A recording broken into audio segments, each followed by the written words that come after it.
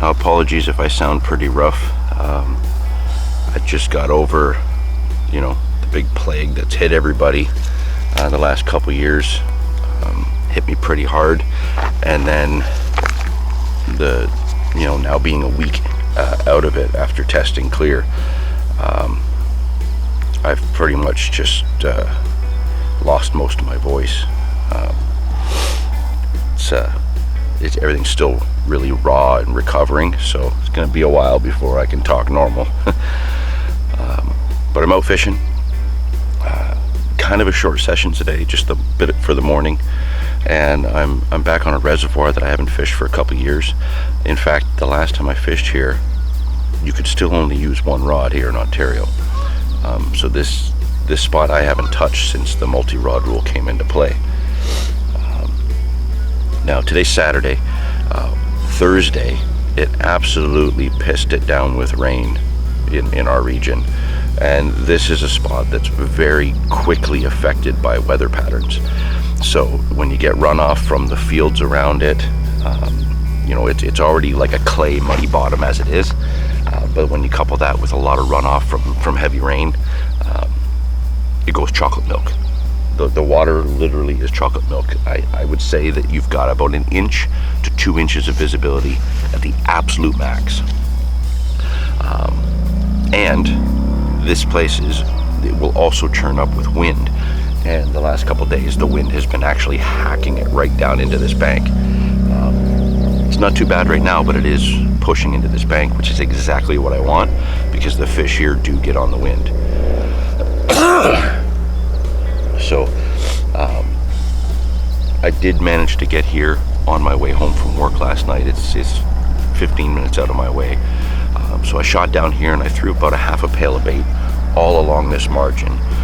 Couldn't go out very far because of the wind, but all along this margin, it's got nice deep margins down to about 5 feet, just along this short stretch here.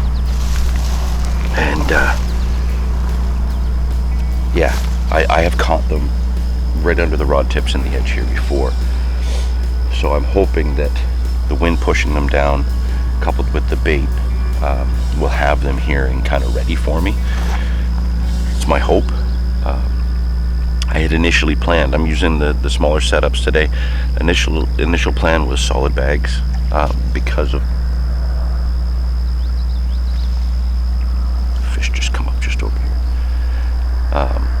Solid bags were the plan because of the clarity.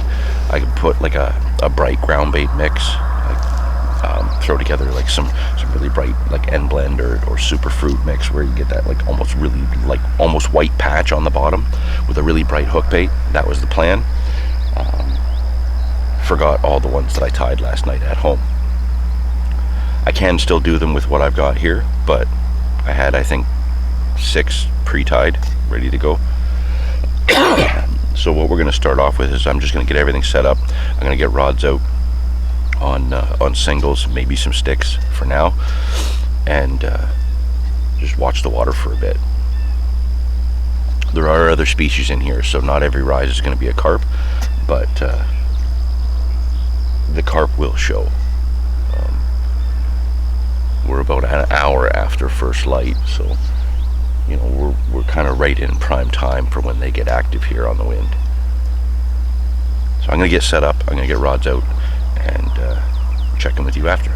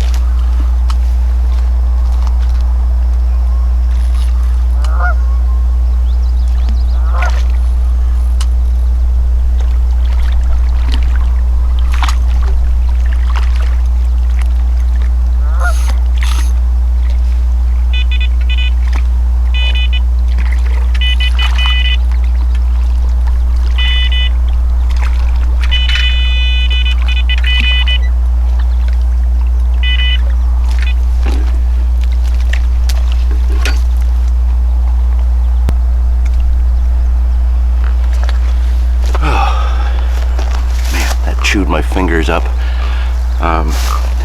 Sorry about the crazy shadow. The sun's just coming up behind the camera. But yeah, just as soon as I put a scoop of bait right on top of that middle rod, channel cat. So, off the mark, but not what we're after.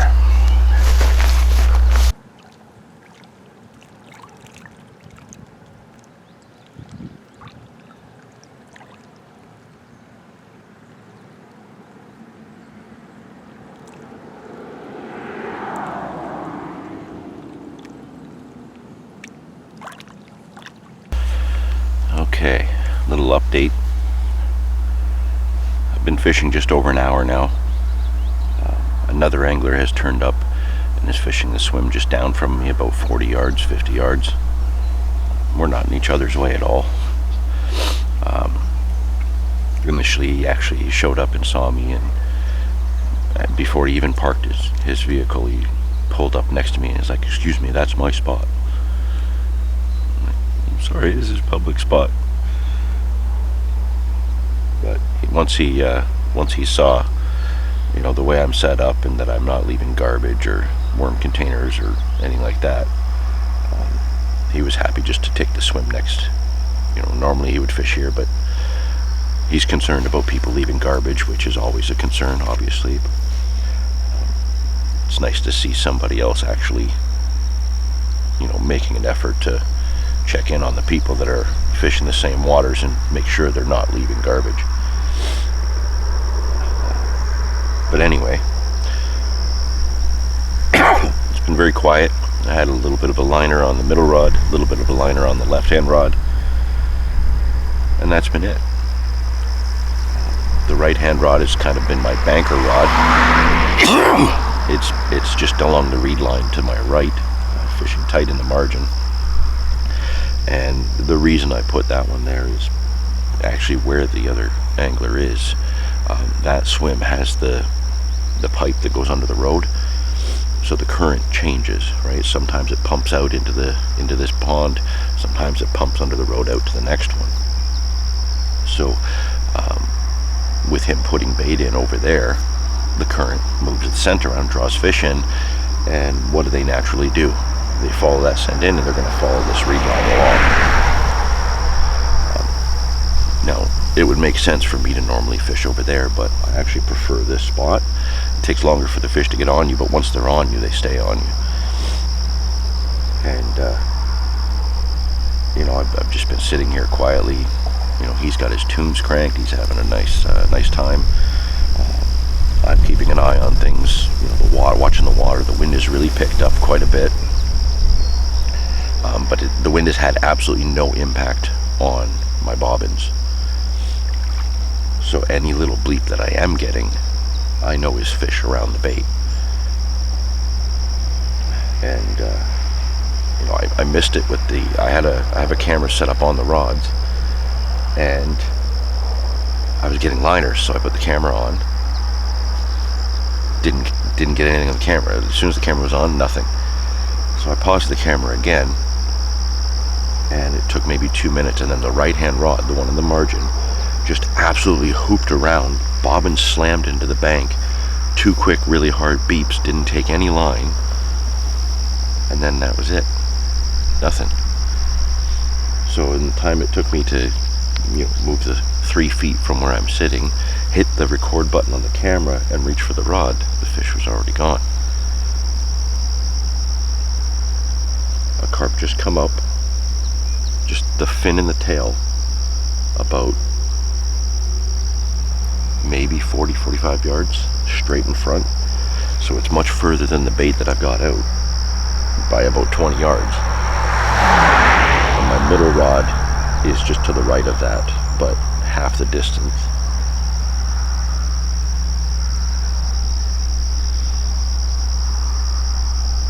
So whatever it is hasn't come back on that right hand rod.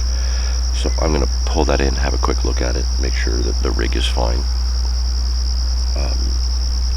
I'm using inline leads on all 3 rods. The right hand and the middle are both just supple hook link sections, not coated braid, just supple stuff that I would normally put in a solid bag. The left-hand rod actually has a spinner rig on a boom. The Corda boom, the really stiff stuff.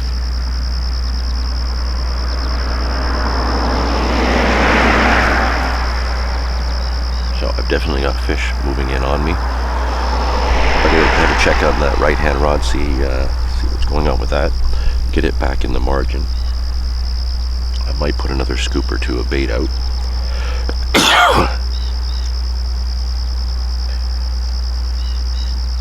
Yeah, things might be starting to happen. We'll have to see. Well, it's been 3.5, 4 hours.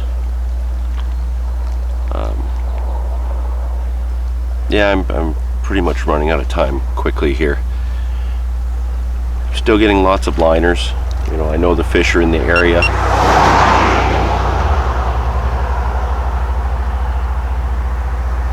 I think what's happening is that I'm being plagued more by catfish than anything else.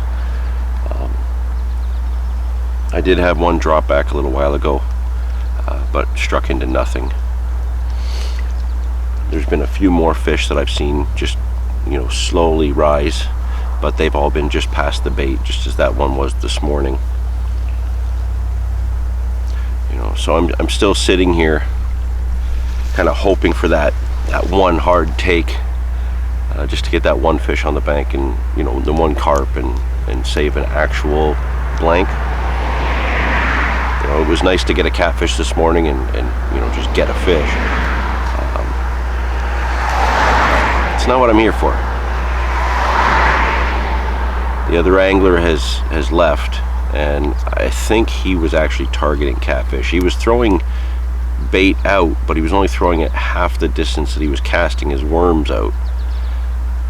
So, you know, he left having caught nothing. And I'm wondering if maybe it was like chop bait, like cut fish and worms and stuff that he was putting out there to draw the catfish down here more. You know, I've still got the wind chucking it in, but it's been kind of shifting from straight on or from the left, and I think that's kind of, I don't know, I think that's having an impact on the fish. Not to mention, like I said, the water clarity is horrible, but you know, they should still be able to find the hook baits. So I think I'm gonna maybe, at the absolute most, give it another hour. There's another venue I want to go look at this afternoon for potentially fishing on Monday. I have Monday off, so I want to go do another session on another location that I haven't fished for a few years, but I want to go have a quick walk around. There are some target fish there that I would like to catch.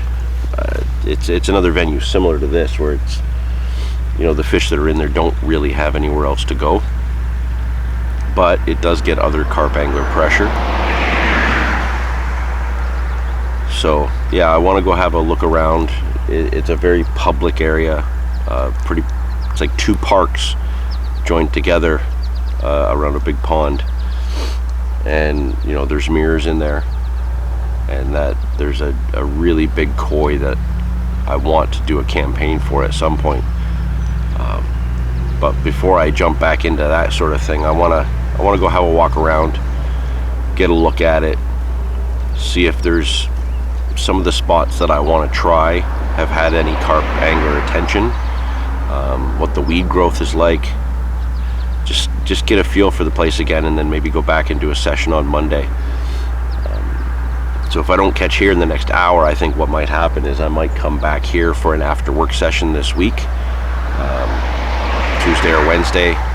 You know, I'm only about 15-20 minutes tops from work to get here, so I can come with the setup that I've got with me now, you know, get down here, get a couple rods out. The water may be even clearer by then. You know, that might be what needs to happen. Mornings typically can be good, But if you don't start catching them right away, it's usually like midday where it picks up, and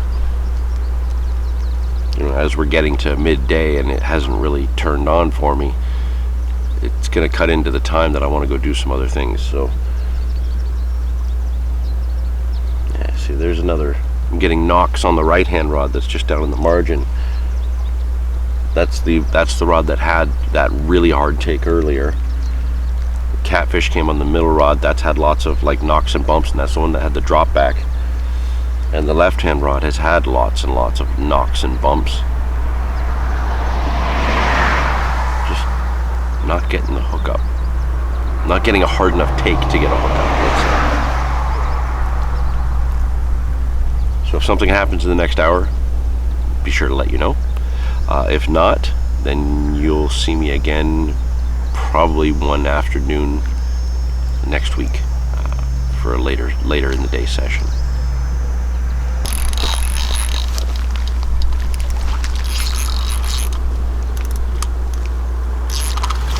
Okay, we're in.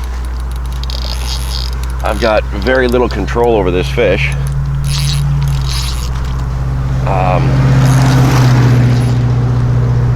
It's the right hand rod, the one that was in the margin here, and I was watching the tip. The alarm, the bobbin didn't move, just the tip started to whack around, and I picked it up and hit into it because it really hadn't taken. Get out from under that other line. Oh, it's a strong fish with these light rods.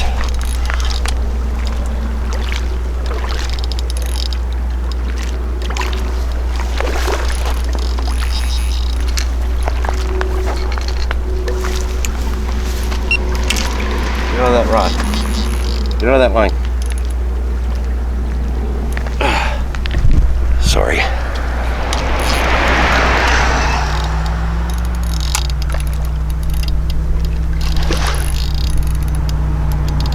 Decent fish.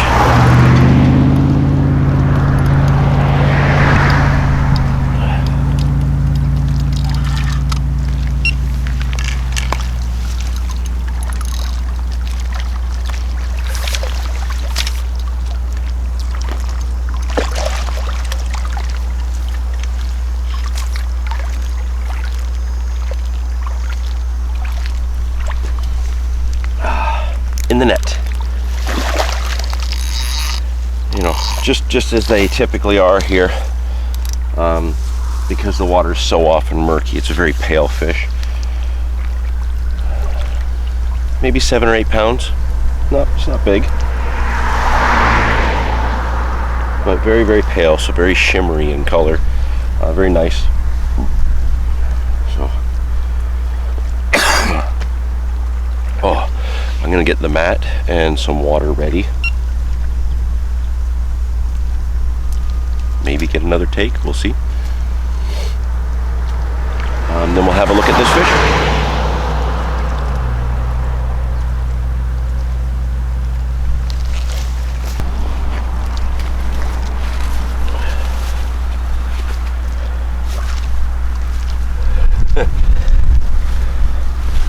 I'm happy to have caught. It's a nice fish. Like I said, it's not big, but it's a nice one.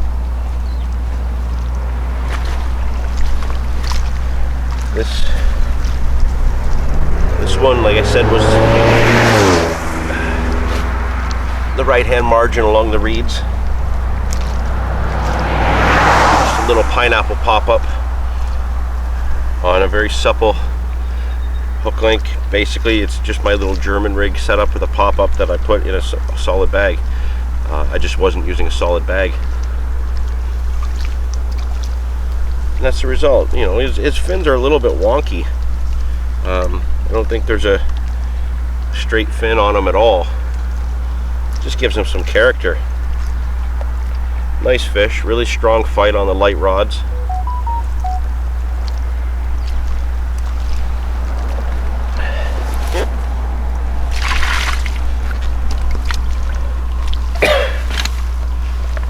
So we've got a result. So that was only a few minutes ago that I spoke to you about, basically giving myself one more hour. So I've still got an hour, pretty much, to try and get one more. If we can, great. If not, we can always come back later in the week. So we'll get this one back, get that rod back out. You never know.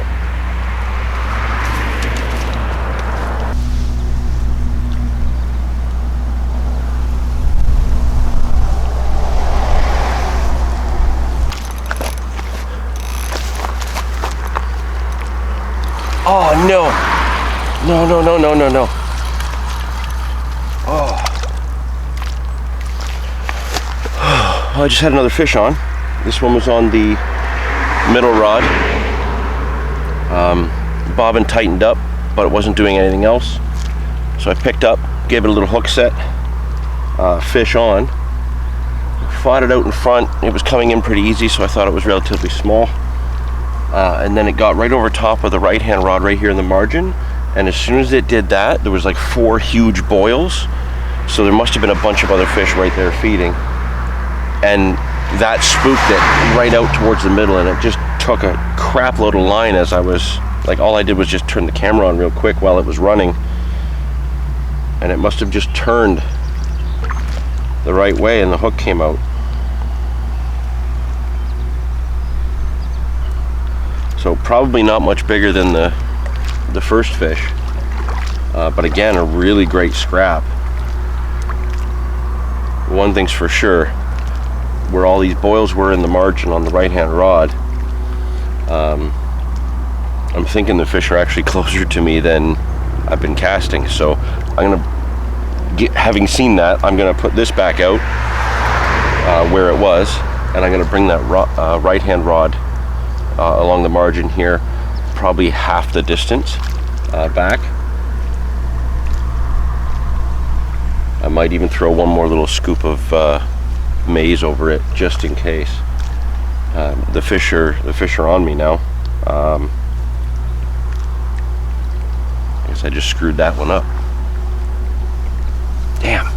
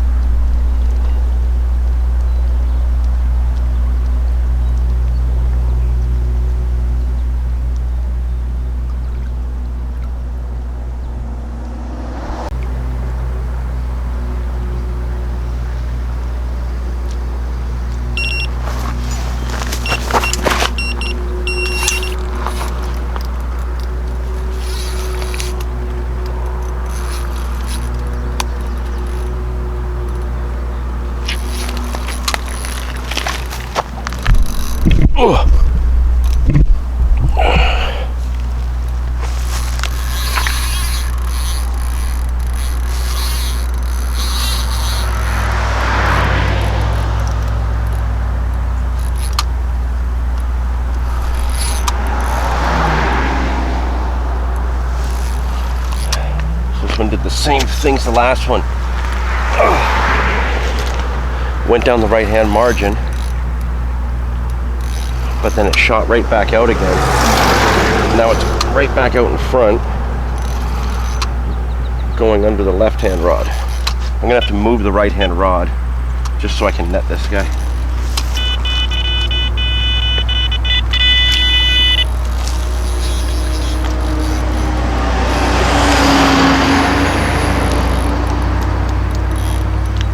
So I got the right hand rod out of the way. Left hand rod doesn't seem to be tangled.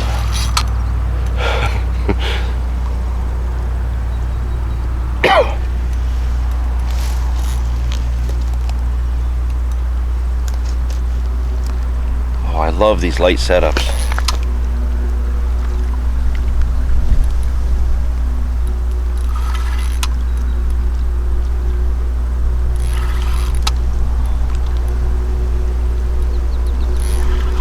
Right here in the margin.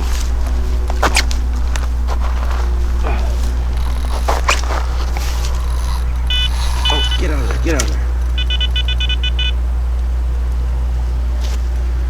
The only disadvantage to deep margins is that they can bury down right under the tip here.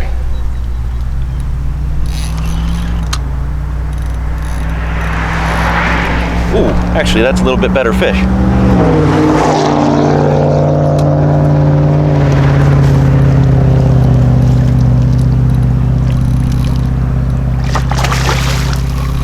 This one's a little bit bigger than the last one.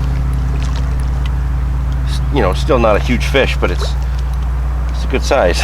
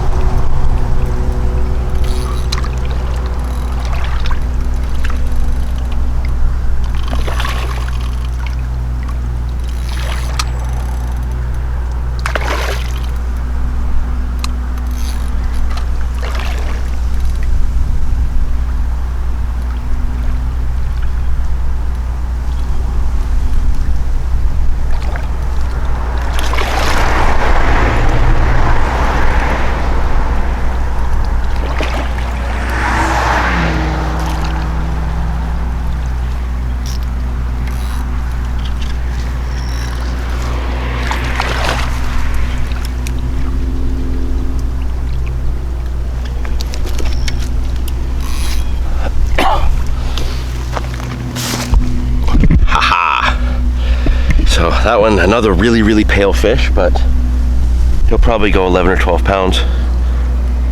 Let's get a look at him.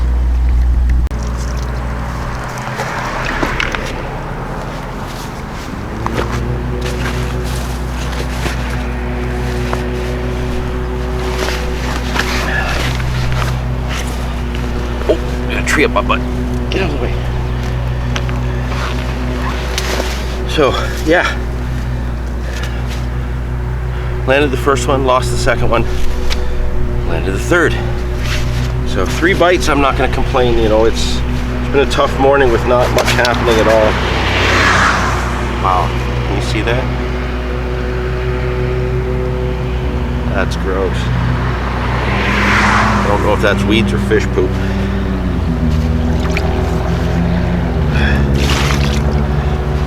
So, you know, I know this spot can do fish over 20 pounds, and I think if I had the full day, I could probably get some of them to show up. But, you know, I just wanted to get out for some bites. Just wanted to get a couple fish. It doesn't look a lot bigger than the first one, but it's got a massive tail. This fish is absolutely pristine. Not a mark on it that I can see. Absolutely stunning little fish.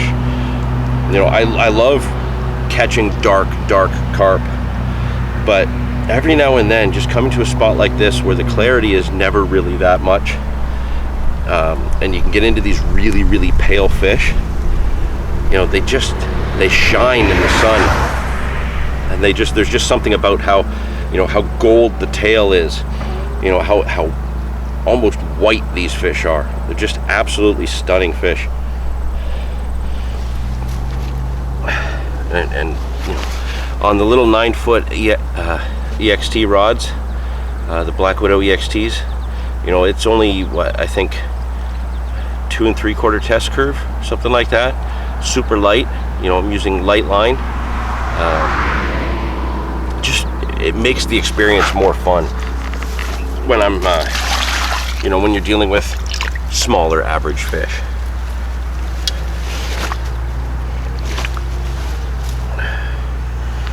One more quick look. I'm really pleased with how things played out. You know, I would have loved to have gotten into fish earlier, but you know, finishing out on a strong note with a couple of bites, a couple of quality fish with good scraps, you know, I'm happy. This one came to the same rig as the right hand rod, that little solid bag rig, soft rig. I'll show you that in a second. And I gotta dig out the hook bait because I know which color it was, but I forget which one it was. So I'm gonna let this fish go. We'll do a quick look at the rig, which has done all the fish today, and yeah, we'll go from there. Okay, so yeah, I had to double check. The rod is a Black Widow EXT 9-foot 2 3/4 test curve. So super light and super freaking fun. For spots like this, you know, if I can get into a big fish, I'm sure it's going to be a hell of a tussle. But for, you know, your average fish, like 15 pounds and under, these are killer. Absolutely love them. Oh, there's another serious whack on the left-hand rod, but that has not had a hookup on that rod. Nothing takes it long enough for me to get to it and set in. Okay, so the rig. This particular one, this is the one that's done 2 bites. And yeah, super simple. Same rig, different lead. This is an 1.5 ounce Fox lead that I had kicking around in the bag. The right hand rod that I did the first fish with. First fish or the second fish? I don't know. One of the fish. First fish. On the right hand rod has a 70 gram inline as well. But just one of the Avid PVA bag stems, because I had these set up for PVA bags. Very supple 4-inch hook link. That would be quarter supernatural. Then I got little Raven split shot. Little bit of shrink tube just over the knotless knot, just for a kicker, on a size 6 Monster Carp Tackle Universal Perfection hook. I've just put on a DT Scopex pop-up on, because I'm just going to cast it back out there while I'm packing everything down. But both of those bites were to the yellow dumbbell wafter from the Take 4 DT pack. Not something you can get here in Canada yet. We had them sent over for us. It's like each pot in the little Take 4 kit is a mix with the Cold Water Green Beast. So there's the Tutti Frutti, there's the Cold Water Green Beast, there's an orange. So it's like Cold Water Green Beast and orange. And I think that's the one that I had on, the yellow one that was flavored Cold Water Green Beast and orange. I can't find them in my pack though, so they're probably buried at the bottom. I must have buried them first thing this morning. So right now I'm going to put the Scopex out. It's that darker off yellow, kind of like a yellow ochre color. I haven't caught with these yet. I've used them a couple times now. I haven't caught with them, but I've never been able to catch on Scopex for some reason, while people beside me will crush on it. I'm not sure why. It's kind of the way strawberry went for me for years. But very simple. Just that's it. I'm sure the takes would be a lot harder if I had heavier leads on, but I'm completely out of 90 gram leads. So one of the reasons I'm going to be packing up and leaving, where I'm going to look at the next venue that I mentioned earlier, It's right near my closest tackle shop, and they do have a small carp section that carries monster carp tackle, and they should have the 90 gram leads I need. So I'm hoping they have some in stock, and I'm going to go buy out whatever they got. So yeah, I'm going to whip this out. I'm going to pack down my gear. I'm going to head up to Peter's Tackle, get some leads, go walk around that other venue, and then kind of make my plans for Monday.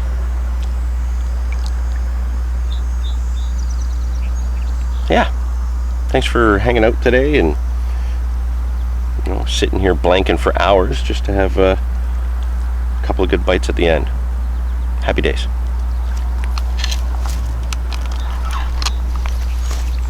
Look out, you're in my light.